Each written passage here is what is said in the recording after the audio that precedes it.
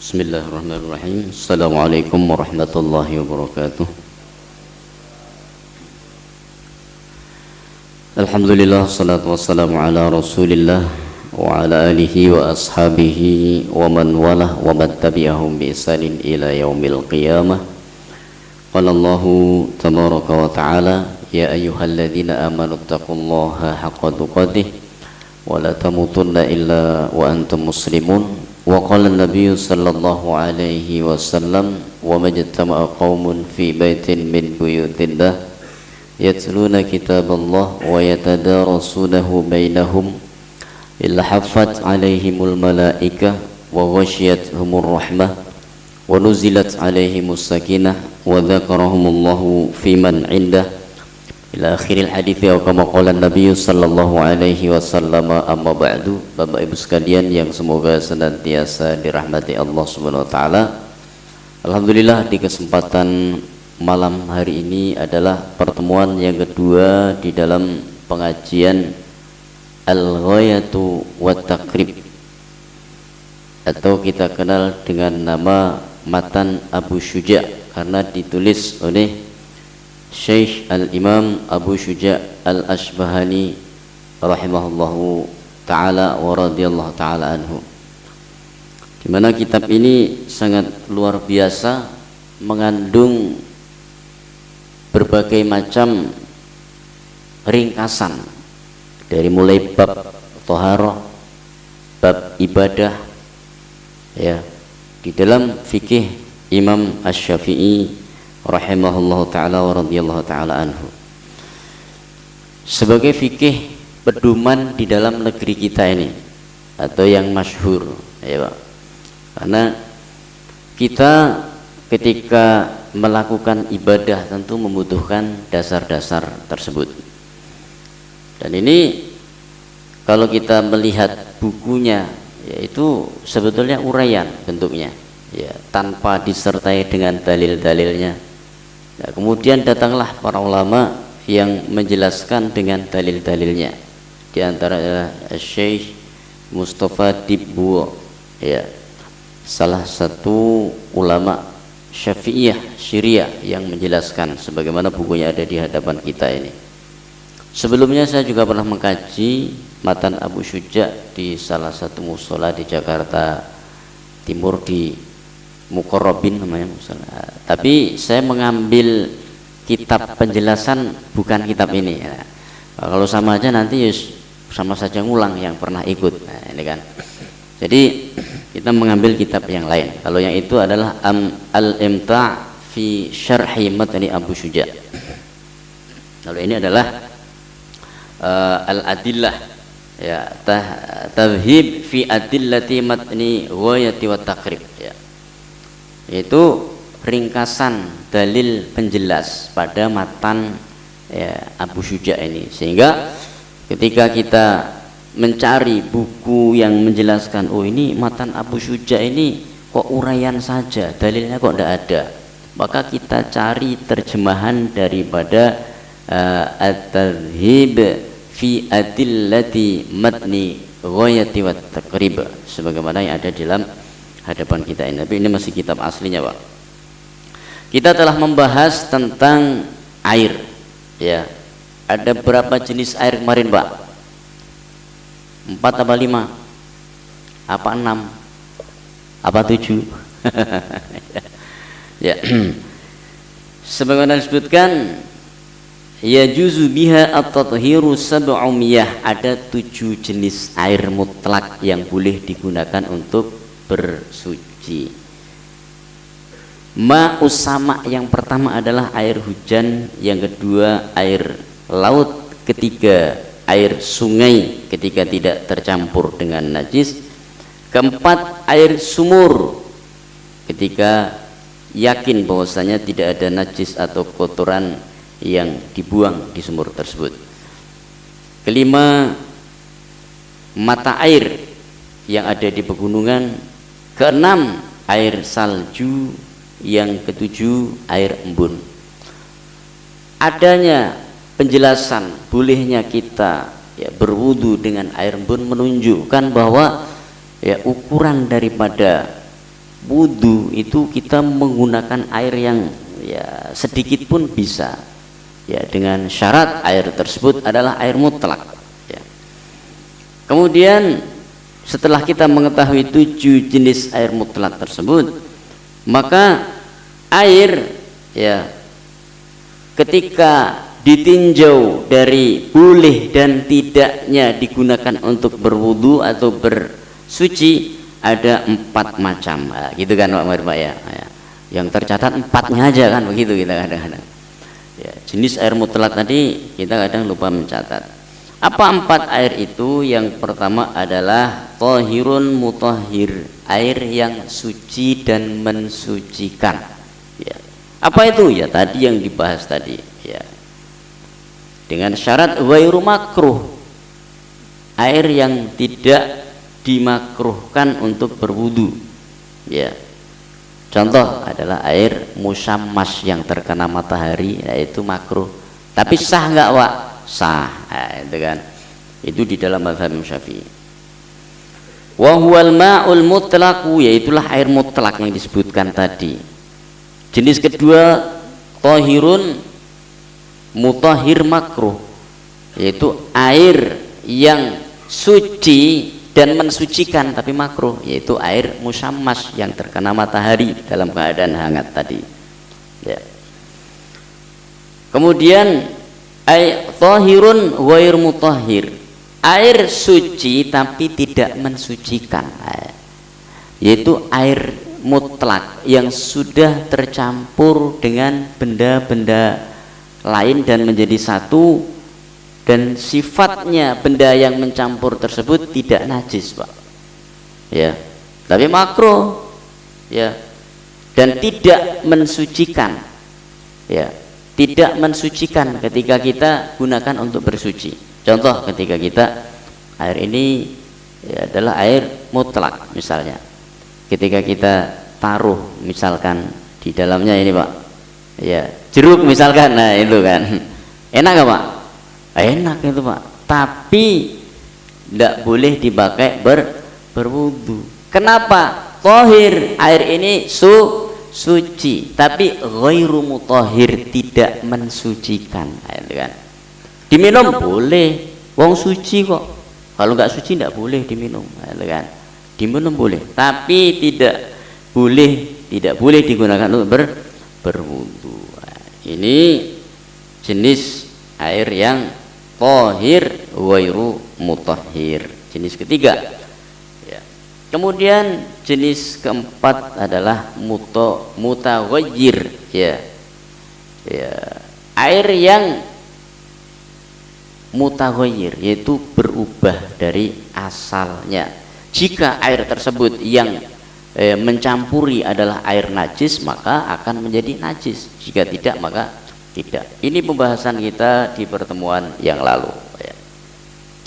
Kemudian telah dijelaskan bahwa air itu tetap berada di dalam kesuciannya dengan syarat, ya, ketika ia tidak tercampur dengan sesuatu yang bernajis atau sesuatu yang merubah sifatnya.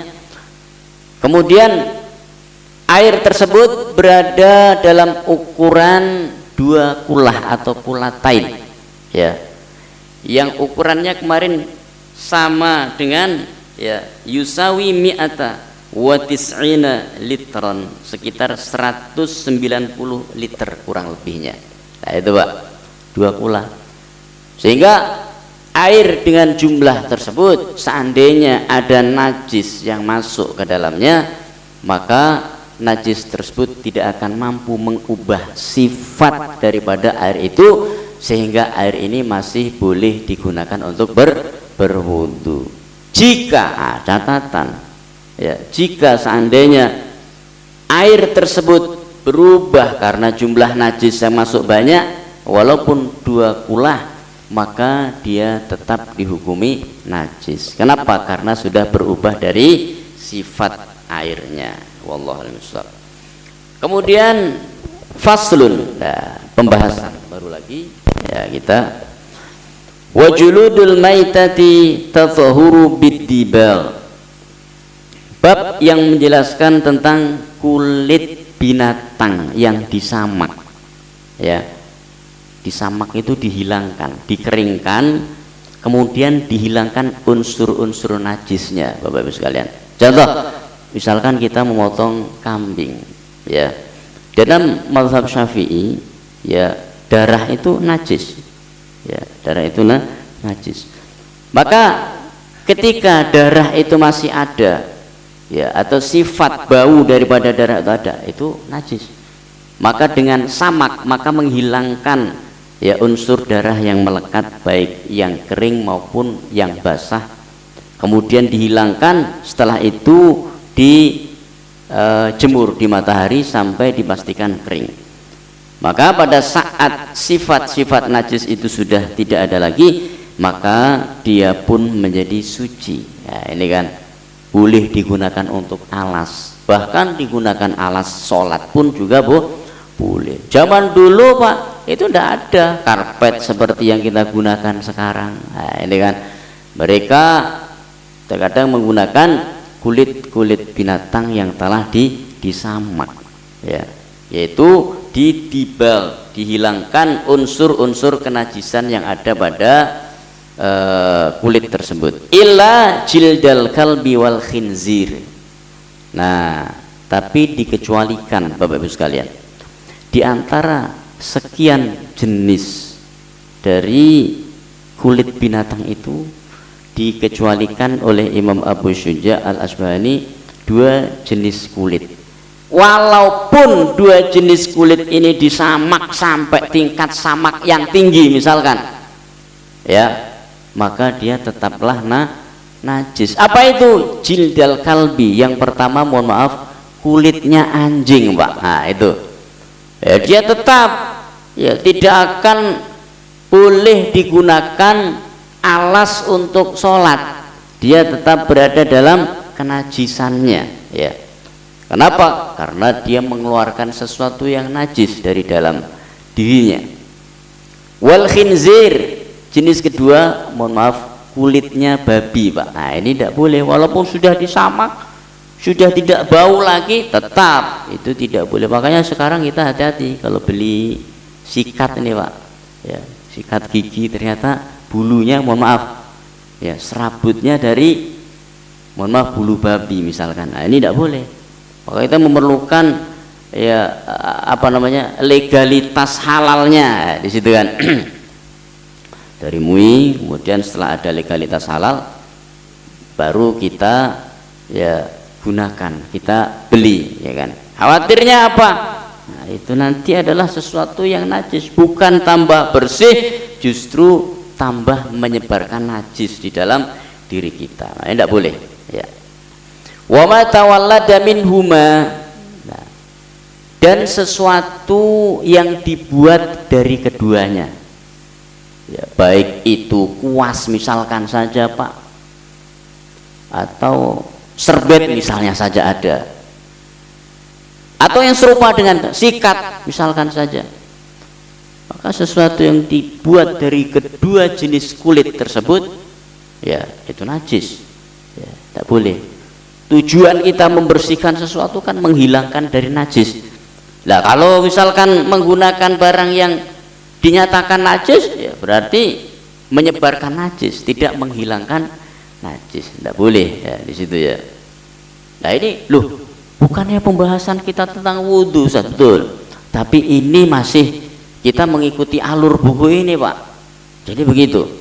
Kenapa? Supaya ketika wudhu kita benar, kita juga mengetahui hal-hal yang kira-kira akan merusak wudhu. Nah, ini kan bahaya nanti. Oh, kita sudah bersuci dengan benar, termasuk salah satu masalah itu Pak.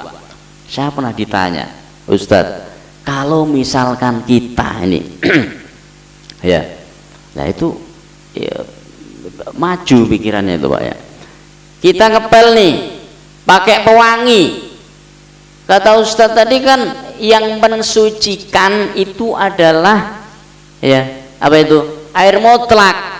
Kalau udah tercampur benda yang lain kan tidak lagi mensucikan, ya, suci tapi tidak mensucikan. Nah itu kan betul Pak, saya bilang begitu. Terus gimana solusinya? Solusinya adalah ketika kita mendapati benda najis atau barang bernajis, kita bersihkan dengan air mutlak terlebih dahulu. Nah, ini kan satu. Setelah kita yakin bahwa najis itu sudah hilang dengan air mutlak ini, baru kita gunakan pewangi, Pak, supaya suci dan mensucikan. Nah, itu kan ya. Kenapa? Karena ketika air itu sudah keluar dari kemutlakannya, sudah tercampur dengan benda lain, dia bukan lagi air mutlak, Pak. Ya. Maka dia adalah ya air mutaghayyir. Nah, air mutaghayyir. Nah, itu maka nanti para ulama tidak sepakat bahwa itu bisa digunakan untuk mensucikan. Maka kita gunakan apa yang disepakati oleh para ulama. Nah, itu kan aman jadinya ketika kita sepakat dengan apa yang ditetapkan oleh para ulama. Wa almul maitati wa sya'ruha najisun illal adami. Nah, kemudian di sini juga dijelaskan bahwasanya daging serta tulang, ya, kemudian bulu daripada ya, binatang tersebut, ya, atau binatang-binatang itu bangkainya, Pak, maksudnya, Pak. Ya, ketika udah mati najisun, semua itu najis menurut mazhab Syafi'i, najis. Kita punya ayam mati misalkan, ya, kalau misalkan kita potong bismillah, kita potong, ya tidak najis, Pak. Tapi kalau misalkan mati sendiri, ya, maka dia menjadi najis, ya, itu kan. Kambing mati sendiri, najis itu, Pak. Maka harus kita cuci tangan kita sampai sifat najis itu hilang. Apa sifat najis kemarin, masih ingat, Pak? Ada 3 kan? 3 apa 4? Yang bener, Pak. Apa itu? 1 warna, 2 bau, 3 rasa, ya enggak? Ini 3 sifatnya. Ketika salah satunya ada, ya, maka itu masih ada berarti najisnya, maka kita hilangkan, ya. Kita hilangkan. Ilal adami, kecuali ya jenazah manusia itu tidak najis. Ya, itu ada orang meninggal, kita mandikan, ya, maka tidak najis itu, Pak. Ya, maka di sini dijelaskan, ya, secara rinci di dalam pembahasannya. Ini terkait dengan masalah tambahan itu.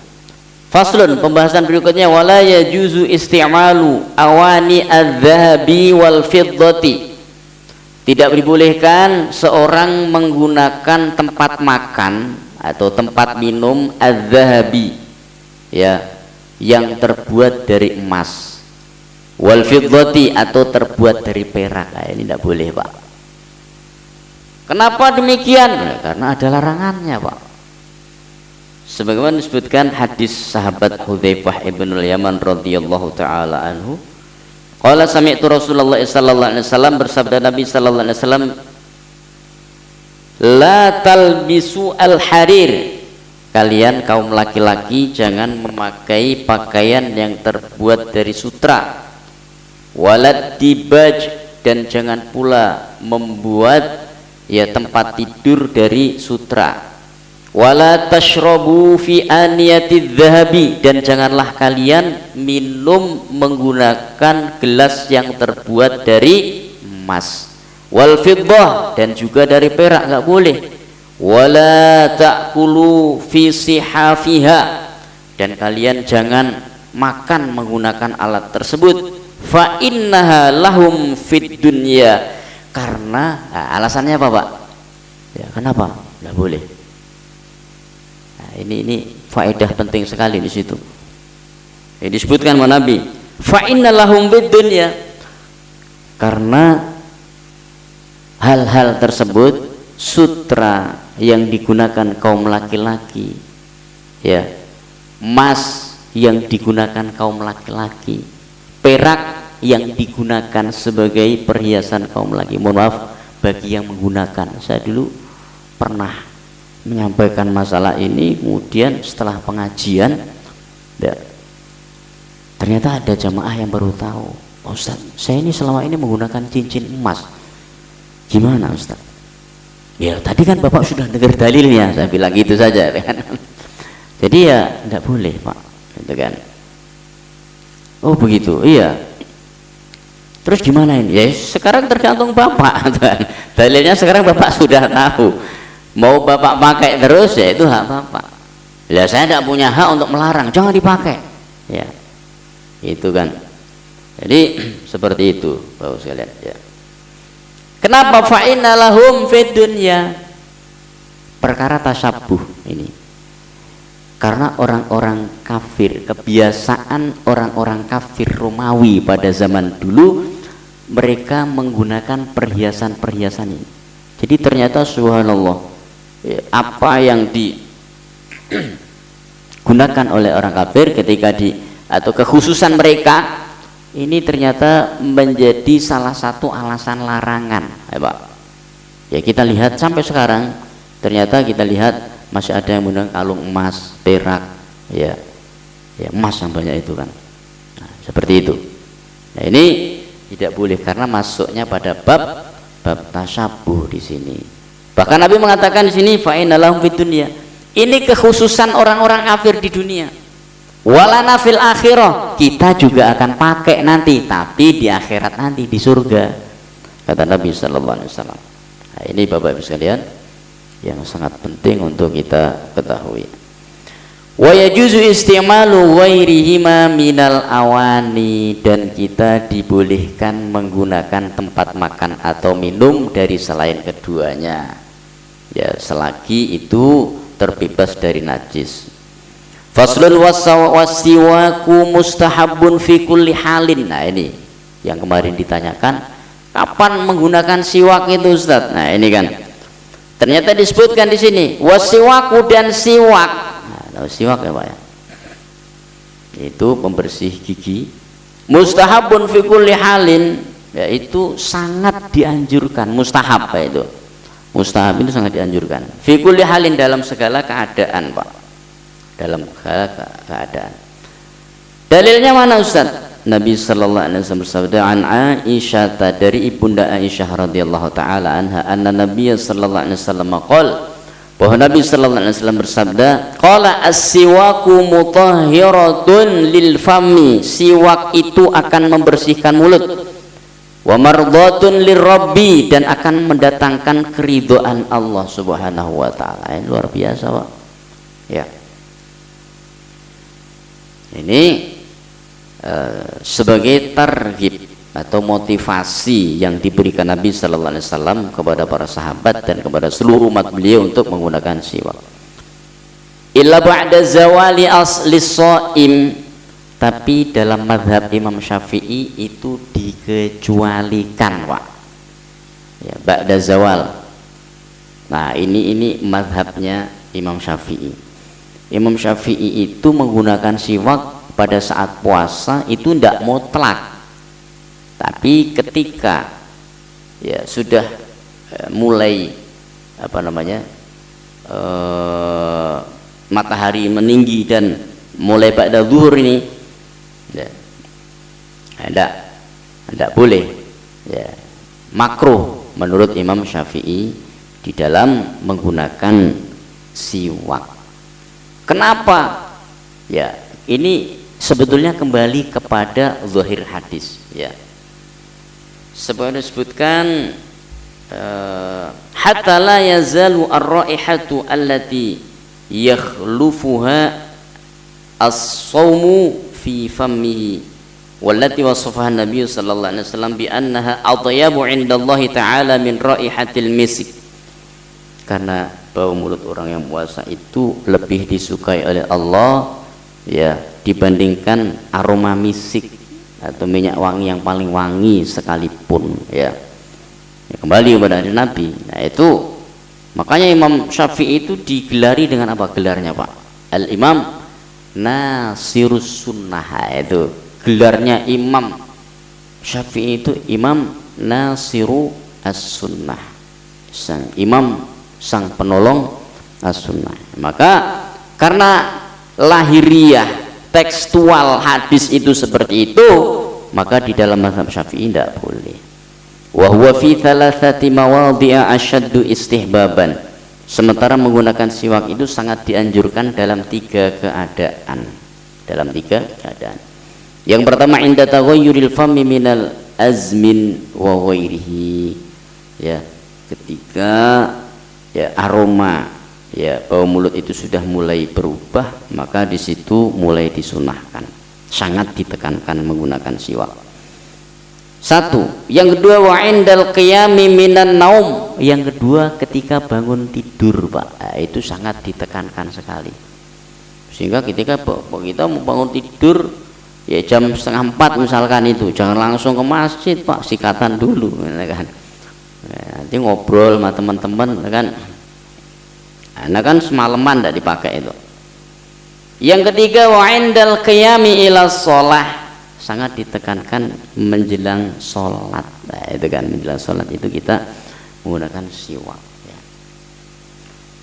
Faslun wa furudu al wudu'i sittatu asya. Nah ini baru masuk pembahasan wudu, Pak ya. Saya tidak bawa jam tadi, kurang berapa menit lagi, Pak? Berapa? Oh masih panjang itu, Pak. Nah wa furudul wudu'i sittatu asya. Fardunya atau yang kita kenal dengan rukunnya wudhu, hal yang diwajibkan di dalam wudhu itu ada 6. Nah ini mulai kan pembahasan. Duh mana Ustadz, katanya pembahasan tentang toharoh kok tidak ada wudhu, malah bahas bulu binatang segala ini kan. Nah, ini baru masuk ini, Pak, sekarang, Pak ya. Hal yang diwajibkan di dalam wudhu itu ada 6 hal. Yang pertama an-niyatu inda ghuslil wajhi. Niat pada saat ya sesaat sebelum membasuh wajah. Dan niat itu di dalam hati, Pak. Jadi kita seringkali salah paham ya, menganggap ya nawaidul wudu'a lillahi ta'ala, saya niat wudu karena Allah ta'ala, dianggap itulah rukunnya, Pak, padahal rukunnya di dalam hati. Atau niat itu rukunnya di dalam hati. Ucapan tersebut ya untuk memantapkan saja bagi yang menggunakan ya. Bahkan ada itu subhanallah ya, usolli fardhul asri 4 raka'atin imaman lillahi ta'ala, Allahu akbar. Begitu sudah apa itu, Pak? Hujan, Pak? Oh iya, enggak usah takut, Pak. Air kan, Pak? Ya kecuali hujan batu kita takut, Pak. Ya air insyaallah. Allahumma shayyiban nafi'a ya, kita memohon kepada Allah supaya Allah memberikan manfaat di dalam hujan ini ya. Jadi kembali ya, ada orang sholat seperti itu, ternyata begitu sudah Allahu Akbar makmumnya mengikuti, tunggu belum dapat nih niatnya ini, dibatalkan, Pak, subhanallah. Ini ya, itu terjadi ya. Maka itulah yang maksudnya niat itu di dalam hati kemantapannya ya. 1. Loh, terus bagaimana itu dengan berkumur-kumur? Nah, berkumur-kumur menurut mazhab Syafi'i itu bukan bagian dari rukun wudu. Lihat ya, dalam Al-Maidah ayat 6 kan dijelaskan itu, Pak. Ya ayyuhalladzina amanu idza qumtum ila sholati fagsilu wujuhakum. Kalau kamu wudu maka wajah kamu basuh. Ya kan? Bukan kumur-kumurlah kamu, itu kan ada kan itu, Pak. Nah, itu suruh basuh wajah. Tapi di situ pentingnya kita, Bapak Ibu sekalian, menerjemahkan Quran dengan tafsir itu penting sekali. Kenapa? Coba Bapak lihat ya, susunan bahasa ini bagi Bapak Ibu yang sudah pernah belajar bahasa Arab, ada pasti tahu namanya fi'il madhi, kata kerja bentuk lampau, ya kan? Fi'il mudhari ya, present ya, sekarang atau akan datang. Nah, ini coba kalau kita terjemahkan secara tekstual bagaimana? Ya ayyuhalladzina amanu, wahai orang-orang yang beriman, idza kumtum itu artinya apa? jika kamu telah selesai sholat, jika kamu telah selesai sholat maka berwudulah. Nah, itu kan. Itu kalau kita artikan tekstual begitu Pak, itu Pak. Tapi kita menerjemahkannya tidak tekstual dengan apa? Tafsir, ya, itu kan. Ternyata bukan begitu maksudnya. Bukan kalau kamu telah selesai sholat, jika kamu telah berkeinginan kuat untuk melakukan sholat maka berwudulah. Nah, begitu, gitu kan. Dengan cara apa? Basuh muka dulu. Itu digunakan dalam mazhab Syafi'i bahwasanya yang rukun itu membasuh muka, gitu kan. Sebagaimana disebutkan di sini, ya. Satu, ya, niat, ya, pada saat atau menjelang membasuh muka. Yang kedua, wa ghuslul wajhi, membasuh wajah. Nah, ini Pak. Berapa kali Pak? Berapa kali Pak? Kata siapa Pak? Ah, ini nanti ini ada pembahasan khusus setelah itu Pak, nanti Pak. Jangan sembarangan itu Pak. Ada. Membasuh wajah. Wa ghuslul yadaini, kemudian membasuh, ya, kedua tangan. Ilal mirfaqaini, sampai siku-siku, ya, sampai siku-siku. Ini yang ketiga. Yang keempat, wa mashu ba'dir ra'si, ya, mengusap sebagian kepala. Nah, ini Pak, berarti apa? Bluk. Nah, itu kan sebagian, ya. Itu rukunnya. Wa ghuslur rijlaini, dan membasuh kedua kaki, ya. Yang kelima, membasuh kedua kaki. Ilal ka'baini, sampai kedua mata kaki Pak, ya. Jadi apakah boleh lebih? Boleh, tapi batasnya adalah mata kaki. Yang keenam, wa tartibu ala ma dzakarnahu, tartib. Apa itu tartib? Berurutan Pak, ya, berurutan. Jadi tidak boleh kalau dulu misalkan Bapak pernah melihat ada orang wudhu dari umur, kemudian langsung tangan, setelah itu muka, setelah itu kaki, kemudian itu menurut mazhabnya Abu Hanifah sah aja Pak. Yang penting apa? Bagian wudhu semuanya terkena. Nah, itu mazhab gampang kan Pak. Kalau pengen mazhab yang gampang, Abu Hanifah. Sholat itu Al-Fatihah, ya, itu bukan rukun Pak kalau Abu Hanifah itu. Nah, ini kan. Loh, dalilnya mana Ustaz? Kan disebutkan faqra ma tayassara 'alaika minal Qur'an, bacalah yang termudah dari Quran. Ya. Oh, saya susah Al-Fatihah, yang mudah kan ada ya, yang mudah aja, itu kan. Jadi bisa itu Pak. Tapi kalau kita kembali kepada jumhur atau yang disepakati oleh para ulama, maka Al-Fatihah itu adalah rukun, dalilnya jelas kok. Nah, seperti itu, ya. Jadi berurutan, ini kita menggunakan yang berurutan. Kenapa harus berurutan? Nah, karena kita kan mazhabnya Syafi'i Pak. Ya, maka kita mengikuti sebagaimana telah kita pelajari dan ditetapkan di negeri ini. Nah, ini yang perlu kita ketahui. Nah, jadi ingat, itu tadi rukun, ya, yang harus kita, ya, lakukan dalam wudhu. Ada 6 tersebut Pak, ya. Wa sunanuhu, ada sunnah wudhu. Asyaratu asya, ada 10 hal. Nah, ini sunnahnya. Tadi kan saya tanya Bapak berapa kali Pak, Bapak jawab 3 langsung, gitu kan. Nah, sekarang sunnahnya apa? Kita lihat. Wa ghuslul kaffaini qabla idkhalihima al-ina. Sunnah wudhu adalah sebelum kita memulai wudhu maka kita membasuh kedua tangan kita sampai pergelangan. Nah, ini Pak, itu Bapak lakukan nggak? Ini selalu kan, karena dari dulu sejak pertama kali kita belajar wudhu itu kita lakukan, betul lah Pak? Nah, ini adalah sunnahnya wudhu di dalam mazhab Syafi'i. Nah, ini kan ternyata dirinci.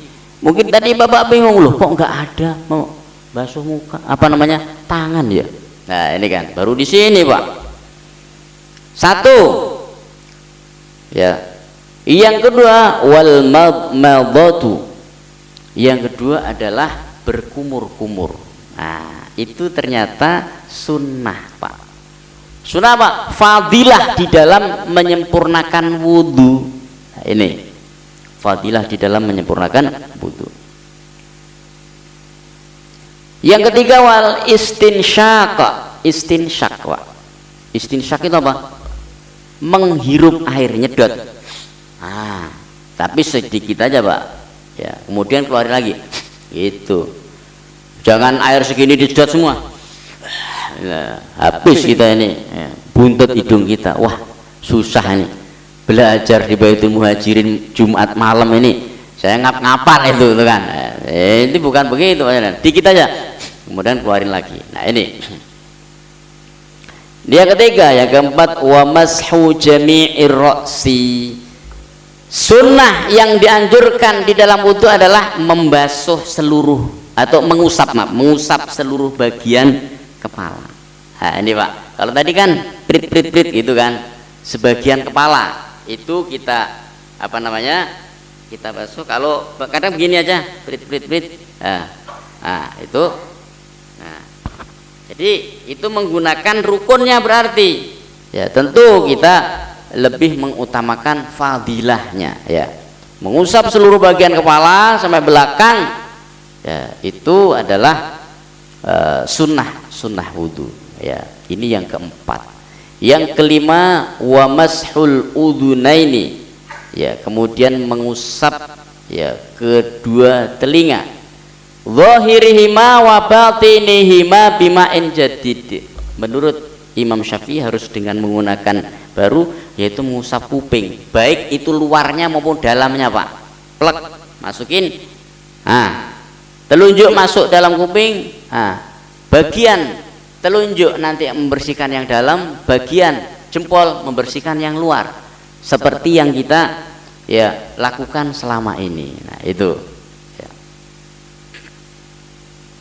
Wa takhlilul lihyati al-kathah. Ya, ketika kita punya jenggot yang tebal, maka kita menyela-nyela supaya bagian dalamnya terkena. Ini, Pak. Wa takhlilu asabi'il yadaini warijlaini. Kemudian tangan ini, Pak, ini di sela-sela, Pak. Enggak asal begini saja. Ya. Enggak asal sret. Nah, begitu tidak. Wa taqdimul yumna 'alal yusra, mendahulukan untuk menyelesaikan bagian yang kanan baru kemudian yang kiri. Wa taharatu salasan. Nah, kemudian yang kesembilan, mencuci setiap bagian itu masing-masing 3 kali. Ya, itu, Pak. 3 kali, kecuali mengusap kepala dan telinga. Nah, itu. Maksudnya 3 kali. Nah, 3 kali itu gimana? Waktu itu ditanyakan kanan kiri sampai, atau kita menyelesaikan kanan 3 kali dulu, kemudian kiri 3 kali. Maka kita menggunakan yang ke-10 al-muwalah. Ya. Apa itu muwalah itu? Muwalah itu menyelesaikan salah satu bagian dengan sempurna dulu, Pak. Nah, ini, Pak. Ya, 3 kali. Nah, kemudian baru 3 kali seret. Nah, 3 kali. Nah, kemudian 3 kali sudah, ya, kemudian berpindah ke mengusap kepala. Nah, seperti itu. Kemudian ke kuping, membersihkan bagian luar dan dalamnya, ya, seperti itu. Ini 10, ya, yang disunahkan di dalam wudhu. Nah, jadi jelas nanti kan.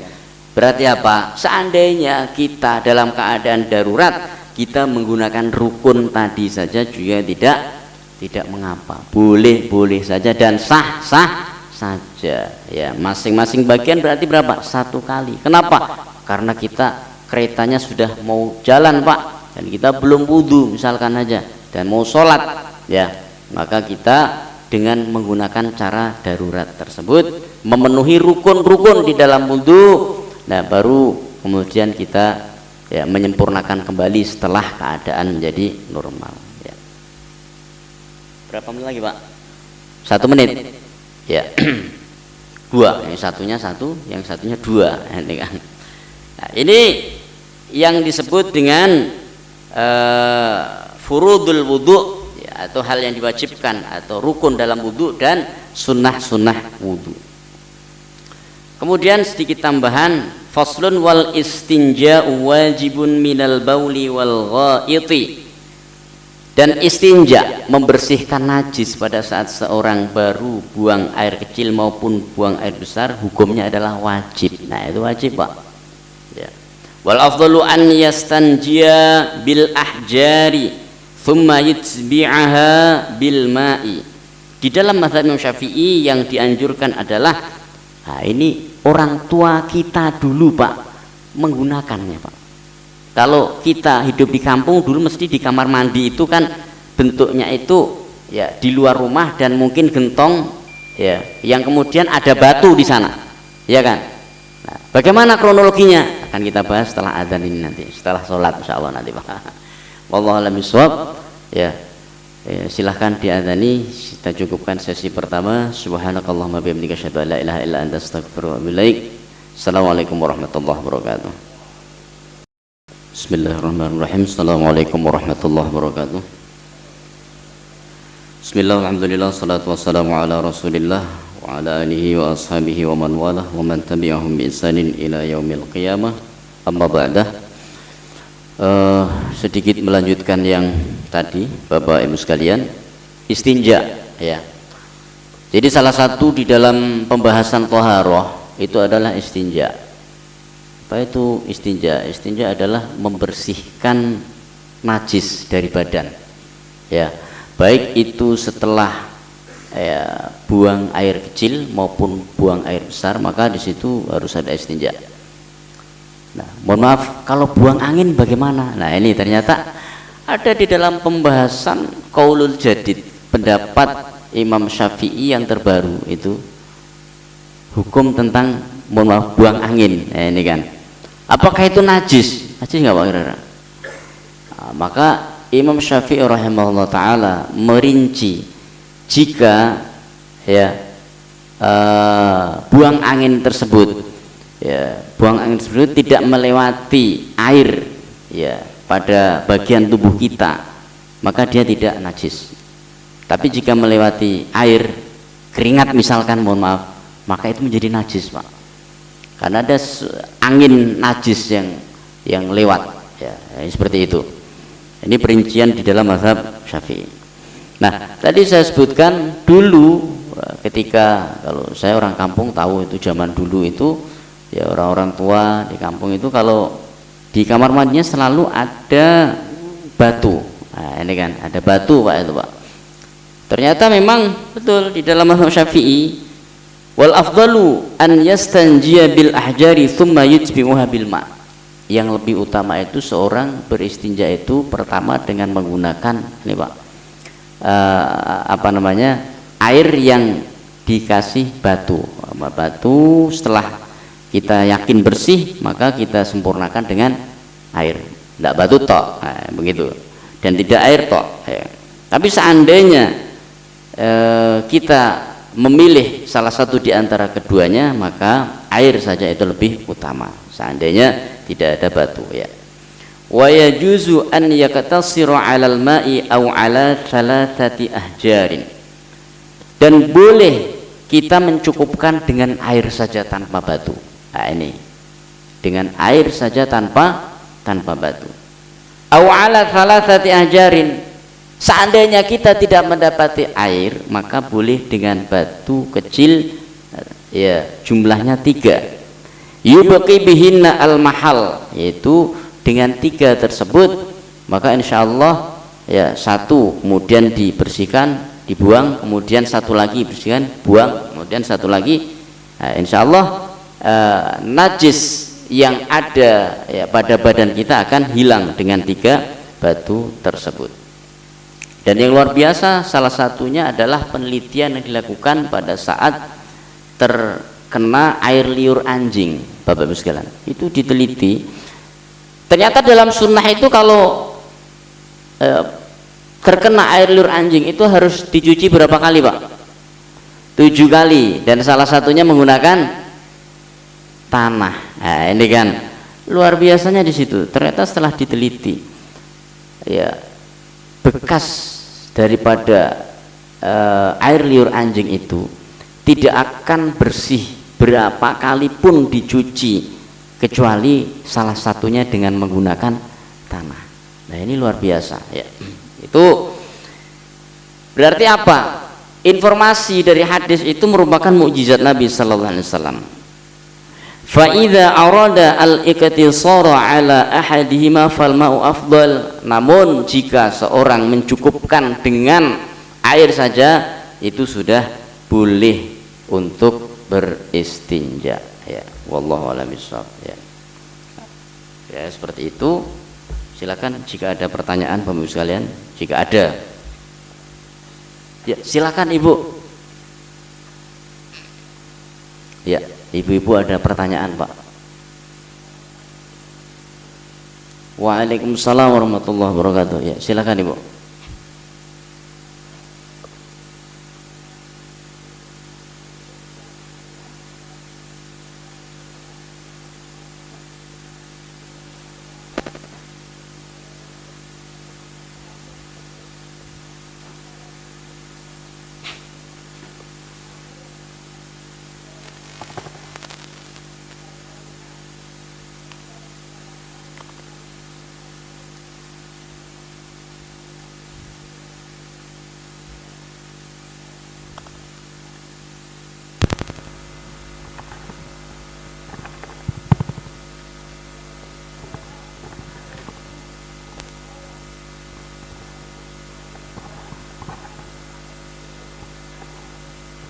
Iya, luar biasa, ya. Iya, terima kasih. Iya. Saya ulang Pak Ustadz. Iya, silakan Ibu. Mengenai tayamum, di dalam perjalanan itu kita mau melaksanakan sholat dengan maksudnya darurat, melakukan tayamum. Yang pernah saya lihat orang tayamum dengan di kendaraan ini di kursi. Nah, itu kursi kan tidak ada debu. Yang dibolehkan di tembok. Tapi ini di kursi atau di dindingnya bis atau di kereta. Nah, apakah itu sah sholat kita? Nah, yang saya dengar lagi itu harus dengan debu yang dijual, ada yang menjual debu. Apakah kita itu ya itu memang dengan debu itu insya Allah kita sah, ya Pak Ustadz. Yang saya tanyakan yang tadi yang pertama, apakah itu sah sholat kita? Terima kasih. Ya. Assalamualaikum warahmatullahi wabarakatuh. Waalaikumsalam warahmatullahi wabarakatuh. Ya, jadi bertayamum, ya, dengan menggunakan kursi, ya, kursi. Bapak Ibu sekalian, ya, sebetulnya permasalahannya adalah apakah kita mendapati ciri-ciri debu. Mungkin dengan cara kita menulis sesuatu, oh bisa ini, ya, berarti ini ada debu. Kok tidak ada sama sekali, berarti tidak ada. Ya, memang ada yang kemudian yang mengatakan bahwa debu itu kan sifatnya lembut sekali, jadi tidak terasa, gitu kan. Tapi jika kita tidak yakin ada debu, maka itu tidak bisa digunakan. Ini Bu, ya. Tapi kalau kita yakin ada debunya di sana, ya, maka sah tayamum kita. Sah tayamum kita. Kemudian jika kita tidak mendapati debu dan ada penjual debu, mohon maaf saya baru dengar juga Bu ini. Iya, ya, ternyata ya, ini inspirasi baru bagi yang berdagang. Ternyata debu bisa dijual, Pak. Ini kan, ya, mungkin kita bisa masukkan ke plastik kemudian dikirimkan bagi yang mau tayamum lah ini. Nah, ini inspirasi baru, ini luar biasa, ya. Apakah jika kita memang kemudian merasa tidak yakin mendapatkan debu yang suci, dengan catatan debu yang suci, ya. Kalau di bawah mungkin kita ragu, ini suci enggak ini nanti, gitu kan. Ya. Jika kita ragu mendapatkan debu yang suci, kemudian ada orang yang menjual, maka boleh kita untuk membelinya. Nah, boleh itu. Ya, kenapa? Karena itu adalah sarana untuk toharoh, bersuci, sehingga kita mendapatkan. Wong beli gorengan saja bisa, masa beli debu nggak bisa? Nah, Kira-kira begitu ya, insya Allah boleh. Jadi kita yakinkan dulu. Barakallahu fiik. Kemudian silakan Bapak, misalnya jika ada yang lain. Apa cukup dengan satu pertanyaan? Silakan Bapak. Waalaikumsalam warahmatullahi wabarakatuh. Termasuk yang ini nggak Pak Ustaz, yang membatalkan wudhu, boleh ditanyain juga nggak? Silakan Pak. Satu itu yang membatalkan, yang satu apa? Mazhab Syafi'i kan salah satunya bersentuhan Pak Ustaz. Nah itu bersentuhan yang bagaimana satu? Iya. Terus kepada siapa aja ininya Iya. yang. Terus yang kedua masalah najis Pak Ustaz.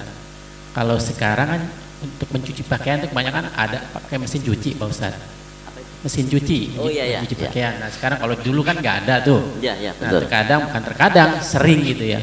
Artinya aturan-aturan yang 2 kula itu di mesin cuci kan nggak mencukupi. Bukan artinya 2 kula itu yang salah, artinya penerapan 2 kula itu bukan apa gimana ya, agak enggak, bukan hukumnya itu yang enggak ini berlaku apa sih ya, penerapannya itu suka diabaikan gitu Pak Ustadz. Nah maksudnya dalam kondisi yang zaman sekarang lebih katanya kan lebih ini itu pun kalaupun nyuci kalau kita sendiri, kalau misalnya belum, kalau asisten yang nyuci kita nggak tahu untuk bersihnya kayak apa. Betul. Maksud saya yang berhubungan dengan najisnya kan di pakaian ada najis anak atau apa yang masih kecil atau yang kita lihat. Nah hal itu bagaimana Pak Ustadz? Kalau kan ragu kita jadi nggak mantep ibadahnya artinya. Iya. Saya rasa cukup itu dulu. Terima kasih. Assalamualaikum warahmatullahi wabarakatuh. Waalaikumsalam warahmatullahi wabarakatuh. Jadi terkait dengan penggunaan mesin cuci Pak. Nah ini ada inspirasi baru lagi, membuat laundry syar'i gitu kan. Memisahkan, memastikan ya dengan air mutlak untuk mencuci ya, kemudian setelah bersih dari najis baru dicuci dengan pewangi. Nah ini kan, nah ini bisa dengan cara seperti itu. Lalu bagaimana ya kontrol penggunaan mesin cuci zaman sekarang Pak? Ini perlu sekali untuk kita ketahui. Salah satunya adalah ya ini saya terapkan ya di rumah sendiri ya. Jadi kalau mencuci, istri saya itu saya suruh memisahkan mana-mana yang kira-kira terkena najis dan yang tidak. Dan yang najis ini harus dipastikan hilang najisnya dulu. Sifat najisnya harus hilangkan, baru kemudian dicuci. Maka ribet itu Pak. Tapi demi ya keyakinan kita bahwa baju yang kita pakai benar-benar suci, maka ini harus kita lakukan. Kenapa? Kembali kita hidup di zaman modern Pak. Bukan hidup zaman nyuci di kali. Kita dulu, saya di pondok itu nyuci di kali Pak. Enak-enak nyuci, ada yang lewat kuning-kuning begitu kan. Subhanallah. Tapi tadi disebutkan air kali suci. Ini kan. Nah, jadi seperti itu. Jadi pertama ada 3 hal penting yang perlu kita ngerti. Pertama, harus kita pastikan ya baju yang kira-kira terkena najis, mohon maaf, pakaian ya celana dalam misalkan, atau yang serupa dengan itu yang kira-kira berpotensi terkena najis, maka harus kita pastikan untuk hilang najisnya. Satu. Yang kedua, mencuci itu bukan hanya sekedar untuk mewangikan pakaian Pak ya, tapi menghilangkan najis. Nah ini kan harus kita pastikan ya. Yang kedua ini, pastikan najis itu hilang. Sehingga apa? Harus kita pastikan kapan kita menggunakan ya pewangi. Biasanya pewangi kan terakhir. Nah ini kan kita pastikan sudah suci semuanya dulu, baru kita menggunakan pewangi Pak ya. Kenapa? Karena kalau langsung kita campur pewangi, nanti unsur najisnya tidak akan hilang. Nah ini kan bahaya Pak. Nah kenapa? Kembali bahwa air tersebut suci tapi tidak mensucikan, ya kan tadi kan ya. Maka kita harus menggunakan air mutlak. Nah, ternyata dari sini kita bisa menyimpulkan pengajian fikih itu penting. Nah, itu kan, sehingga kita tahu masalah-masalah tersebut. Jadi 3 hal tersebut yang sangat penting ya Pak ya. Baru setelah itu setelah kita yakin bahwa semuanya sudah hilang dan terpisah dengan najis, kita menggunakan pewangi yang terakhir. Artinya supaya nanti ketika kering dia akan tetap wangi. Wallahu a'lam bishawab. Silakan Bapak Ibu sekalian, jika ada yang lain. Baik, jika tidak ada mungkin kita cukupkan. Oh ya. Oh iya, hal-hal yang membatalkan wudhu, Pak ya. Hal-hal yang menyentuh wanita. Tadi sifatnya seperti apa itu, Pak ya? Di dalam surah An-Nisa itu disebutkan aula mastumun nisa atau Al-Maidah ayat 6 itu kan. Aula mastumun nisa afalam tajidu ma'an fatayammamu. Salah satu yang harus kalian itu mandi atau wudu ya, itu adalah ketika kalian menyentuh wanita. Ini tidak bisa ya kita seragamkan, Pak. Kenapa tidak bisa diseragamkan? Karena dari awal sudah terjadi perbedaan pendapat. Nah ini kan, kenapa terjadi perbedaan pendapat? Karena Nabi Sallallahu Alaihi Wasallam tidak mentafsirkannya. Dalam surah Al-Maidah itu menyentuh wanita. Nah itu kan disebutkan. Nah, kalau Nabi tidak menjelaskan, itu pasti akan menyeret perbedaan pendapat. Maka di sini sahabat Abdullah ibnu Abbas radhiyallahu taala anhu, ya, radhiyallahu taala anhuma, beliau mentafsirkan makna menyentuh wanita itu adalah, mohon maaf, persentuhan dua kelamin atau yang disebut dengan jima. Nah ini Pak, ya, itu yang dimaksudkan membatalkan. Kemudian Imam Syafi'i rahimahullah taala wa radhiyallahu taala anhu, ya, nanti akan kita lihat di sini, termasuk yang membatalkan adalah persentuhan wanita, dan beliau mentafsirkan menyentuh wanita di sana maksudnya adalah persentuhan kulit. Persentuhan kulit itu akan membatalkan wudu. Nah itulah dua pendapat. Imam Syafi'i rahimahullah taala kok berbeda dengan pendapat Ibnu Abbas. Kenapa? Nah, beliau mengikuti mazhab gurunya yaitu Imam Malik dengan alasan ikhtiyaton. Apa itu? Berhati-hati. Karena tekstual daripada Al-Quran mengatakan menyentuh wanita. Nah itu kan. Nah, makanya beliau menetapkan bahwa persentuhan wanita itu akan membatalkan wudu. Adapun ya Imam Hambali atau kita kenal dengan Imam Ahmad bin Hambal itu ataupun jumhur itu mengikuti pendapatnya Imam Ibnu Abbas, sahabat Ibnu Abbas radhiyallahu ta'ala anhuma, yaitu yang dimaksudkan persentuhan itu adalah jima ya. Kenapa itu? Karena di sana disebutkan bahwasanya diharuskan mandi. Nah itu kan, mandi di situ menunjukkan bahwa yang dimaksudkan persentuhan itu adalah jima. Nah itu. Akan tetapi baik pendapat Imam Syafi'i atau jumhur sepakat semuanya bahwa menyentuh wanita yang bukan mahram, baik itu berpaham membatalkan atau tidak, sepakat semuanya bahwa itu berdosa. Bukan mentang-mentang nggak membatalkan wudhu termain sentuh aja, Pak, enggak begitu.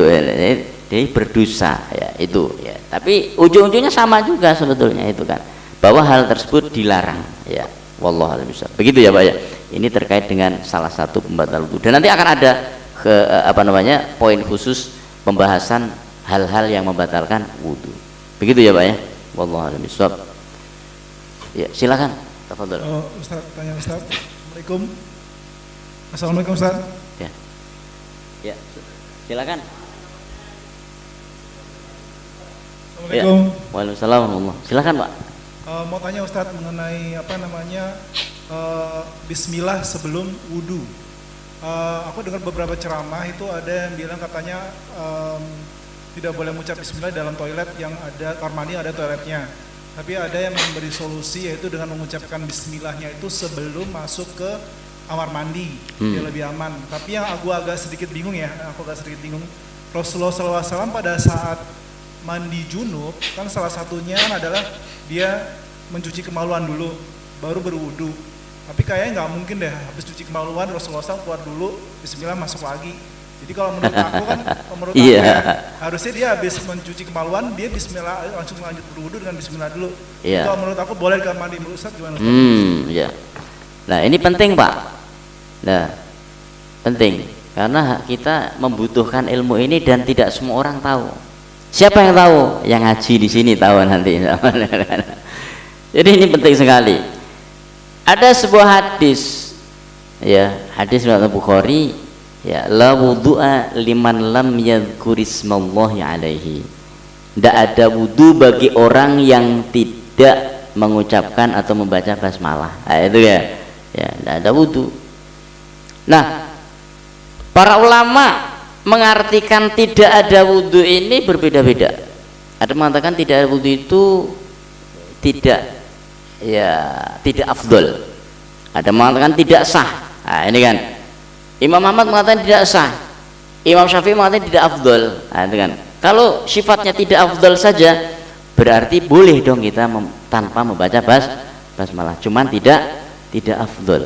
Nah, di sana ini akan kita bahas, ada juga nanti permasalahan tersebut. Nah, kita selesaikan dulu masalah tersebut. Nah, kembali kepada dua paham. Jika dia memahami atau mengikuti pendapat para ulama yang mengatakan bahwasanya membaca basmalah itu sifatnya afdol, maka dia di toilet tidak perlu membaca basmalah. Kenapa?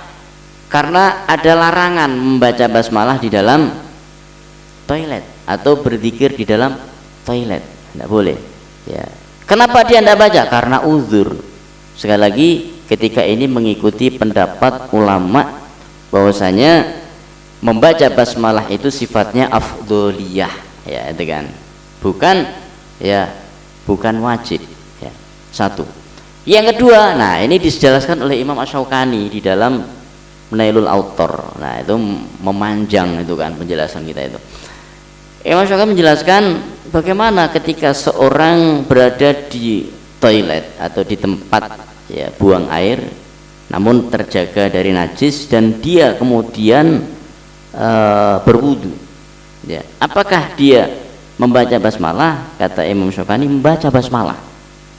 Kenapa? Karena menurut beliau menganggap atau mengikuti pendapat ulama atau menetapkan bahwa membaca basmalah itu wajib.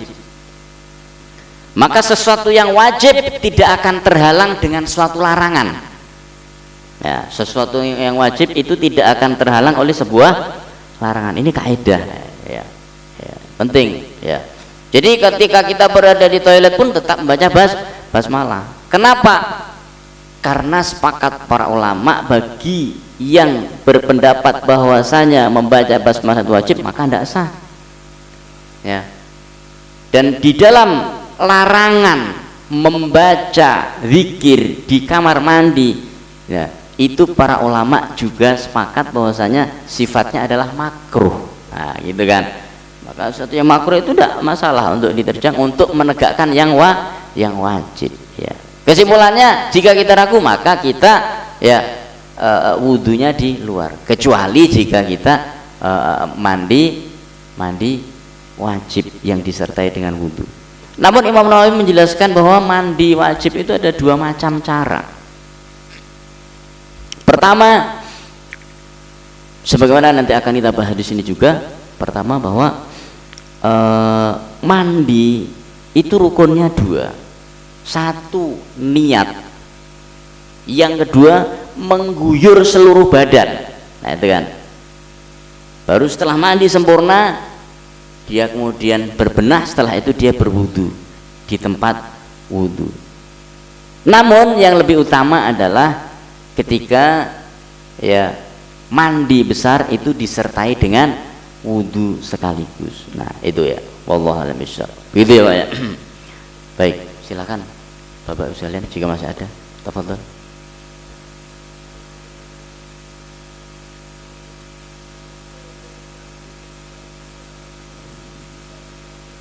Iya, betul.